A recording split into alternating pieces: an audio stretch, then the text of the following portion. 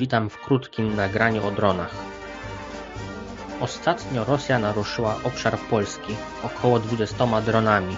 Atak Rosjan był w nocy z 9 na 10 września 2025 roku.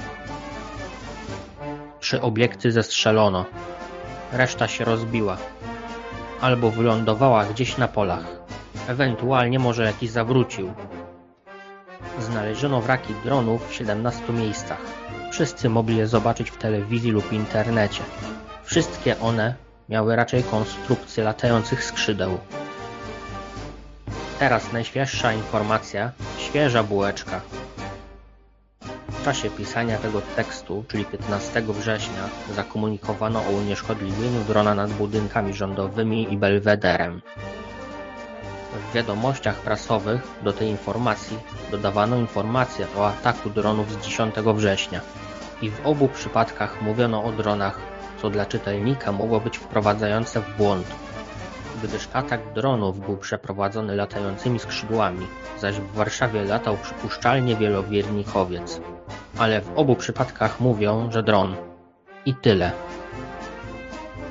Więc warto znać te informacje z mojego nagrania, aby od razu łapać, o jakie drony chodzi. Widać, że drony stają się ważnym elementem wojny za naszą granicą. Ma to związek ze stanem techniki ziemian. Takie uzbrojenie jest skuteczne, tanie oraz bezpieczne dla atakującego. Z innej strony patrząc, panuje w ostatnich latach moda, że wszystko jest dronem. Jak coś jest nieznanego na niebie, to od razu mówią, że to dron. Tylko drony, drony, drony.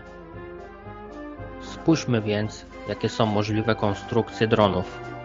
A przy okazji będzie widać, co może być dronem, a co nie. Wspomniane rosyjskie drony, które naruszyły nasze granice, miały konstrukcję skrzydła w postaci delty czy też trójkąta. To będzie pierwsza analizowana konstrukcja. Takie bezzałogowce nazywamy latającym skrzydłem. Dron tego typu ma zazwyczaj napęd w tylnej części w postaci śmigła pchającego. Są też konstrukcje z silnikiem odrzutowym.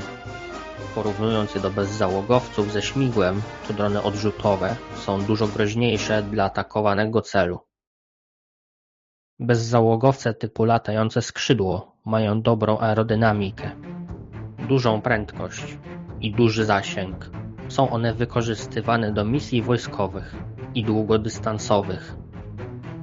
Taką konstrukcję mają irańskie drony Shahed-136. Podobno wersja takiego bezzałogowca, zwana Gierań-2, była wśród tych znalezionych po wtargnięciu przez Rosjan dronami na teren Polski. Shahed-136 rozbija się o cel, powodując eksplozję głowicy. Może on przenosić ładunek o masie do 50 kg. Zasięg jego to 2500 km. Również bezzałogowiec typu Gerbera, określany jako dron Wabik, ma skrzydło w postaci trójkąta. Konstrukcja bezzałogowca Gerbera składa się ze sklejki i styropianu, czyli z tanich komponentów. Drony Gerbera są używane do przeciążania systemów obrony powietrznej, więc nie posiadają głowicy bojowej.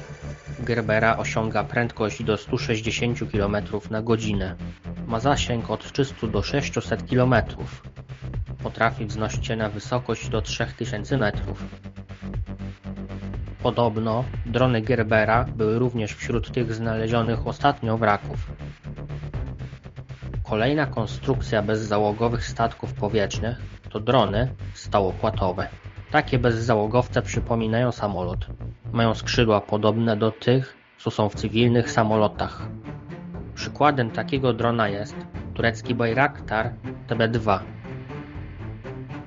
Bezzałogowce tego typu mogą latać nawet do kilkunastu godzin i to ze znaczną prędkością oraz na dalekich dystansach.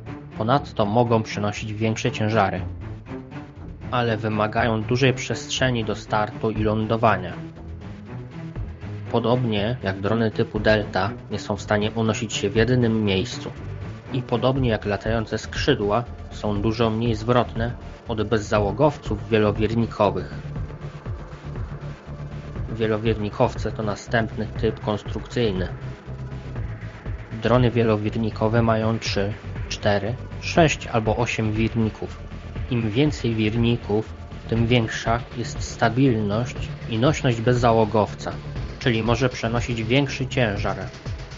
Wydłuża się też czas jego lotu. Oczywiście dron wielowiernikowy może startować i lądować pionowo. Za pomocą rojów, takich świecących bezzałogowców, można zrobić dowolną animację artystyczną w przestrzeni powietrznej. Wszystkim steruje jeden komputer. Najprostsze widowiska na wesela można zakupić w cenie zaczynającej się od około 30 000 złotych. Rok temu w Chinach pobito rekord ilości dronów użytych w takim widowisku. Na tamtą chwilę, bo rekord sprzed roku został już chyba pobity. Natomiast wtedy ponad 10 000 bezzałogowców w synchronicznym tańcu formowało w powietrzu różnorodne obrazy. Były to trójwymiarowe, różnokolorowe animacje. W ogóle podobno Chiny wiodą prym w produkcji dronów wielowiernikowych. Trzeba zauważyć, że jeśli zobaczymy w nocy światła przypominające UFO, tworzące charakterystyczny krąg, to może to być dowcip jakiegoś pasjonata dronów. A więc należy być sceptycznym co do takich obserwacji. Nawigowanie wielowiernikowcem jest dość proste.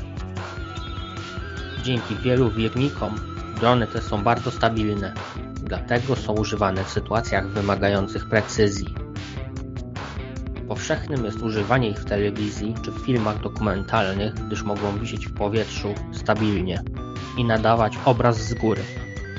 Jednocześnie są bardzo zwrotne. Mogą łatwo manewrować w różnych kierunkach, również w terenie zabudowanym. Telewizja Republika używa swojego drona w każdym ważnym wydarzeniu w zasadzie codziennie. Wadą tych bezzałogowców jest krótki czas lotu. Dłuższy czas lotu w porównaniu do dronów wielowiernikowych mają bezzałogowce jednowiernikowe. Przypominają one helikoptery. Drony jednowiernikowe mogą przenosić większe ładunki niż wielowiernikowe. Są one mało podatne na wypadki, ale wymagają większej wprawy w sterowaniu przez operatora. Ostatnią omawianą konstrukcją są drony hybrydowe. Łączą one cechy bezzałogowców wielowiernikowych oraz stałopłotowych, czyli mogą startować i lądować pionowo jak wielowiernikowce, a następnie przechodzić do trybu lotu poziomego i lecieć jak samolot.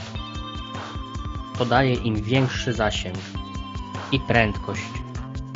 Mogą też precyzyjnie manewrować używając wirników. Pewien obserwator fali niezidentyfikowanych obiektów w USA wysunął hipotezę, że właśnie tego typu drony były tam używane. To już wszystkie konstrukcje dronów.